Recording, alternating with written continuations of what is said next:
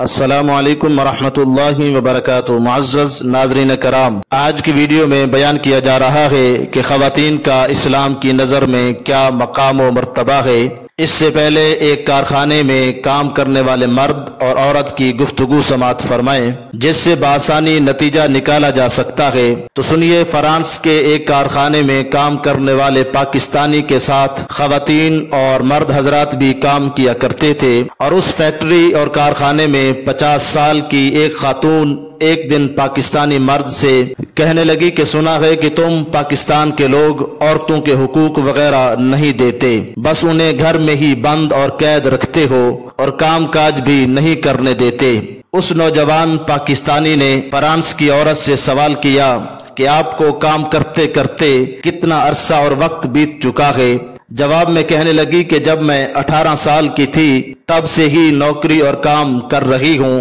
اور اب تک 50 سال کی عمر تک بھی کام کرتی جا رہی ہوں۔ خاتون کے اس جواب میں پاکستانی ماں کے بیٹے نے کہا کہ آپ گھر کے کام بھی کرتی ہیں اور گھر سے باہر جاب اور نوکری وغیرہ بھی کرتی ہیں، اور اب تو آپ کی عمر بھی کافی ہو گئی ہے۔ کہنے لگی کہ ہاں ایسا ہی ہے۔ تو نوجوان نے کہا کہ ہمارے ہاں غالب اور اکثریت کے گھرانوں میں جب بیٹی پیدا ہوتی ہے تو بچپن سے لے کر جب تک اس کی شادی ہوتی ہے اس وقت تک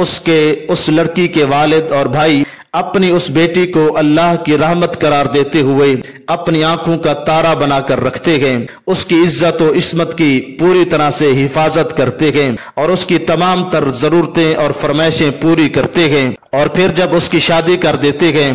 تو پھر وہ اپنے شوہر کی ذمہ داری بن جاتی ہے۔ اب اس کی تمام خواہشات اور تمام تر ضروریات اس کا شوہر پوری کرتا ہے، اور جب وہ آپ کی اس عمر کے برابر پہنچ جاتی ہے تو تب اس کے بیٹے اور بیٹیاں اس کو اپنی جنت کہہ کر پکارتے ہیں اور اپنی حالت و حیثیت اور پوزیشن کے مطابق اس کی خدمت کیا کرتے ہیں۔ ہمارے ہاں اس عمر میں عورت کو آپ کی طرح اس عمر میں کام کاج کرنے کی ضرورت نہیں پڑتی، لہٰذا آپ بتائیے کیا اسے حقوق نہ دینا کہتے ہیں اور کیا گھر میں بند رکھنا کہتے ہیں؟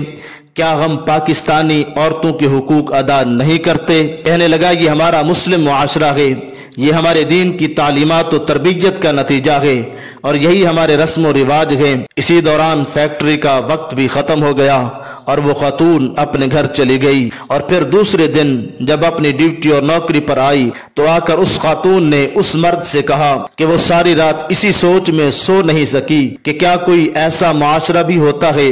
جہاں عورت کو پیدائش سے لے کر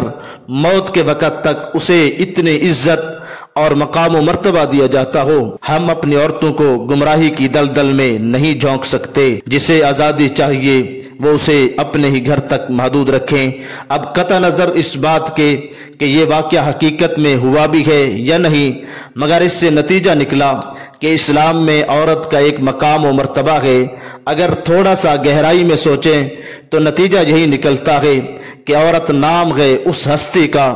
جو بیٹی کی صورت میں ہو تو گھر خوشیوں کا گہوارہ بن جاتا ہے، اور عورت بہن کے روپ میں سامنے آئے تو بھائیوں کے لیے مونس و غمخوار بن جایا کرتی ہے۔ اگر بیوی کے رنگ میں مجسم ہو تو پھر گھر کو جنت کا گہوارہ بنا دیتی ہے، اور اگر عورت ماں بن کر نمودار ہو تو پھر جنت اس کے قدموں کے نیچے آ جایا کرتی ہے۔ عورت کا ہر روپ نرالا ہے اور اس کا ہر کردار دنیا کی رنگ امیزی کی وجہ ہے۔ شاعر مشرق علامہ اقبال کہتے ہیں کہ وجود زن سے ہے تصویر کائنات میں رنگ۔ اللہ رب العزت ہمیں دین اسلام کی احسن طریقے سے سمجھ عطا فرمائے، آمین، وما توفیقی الا باللہ۔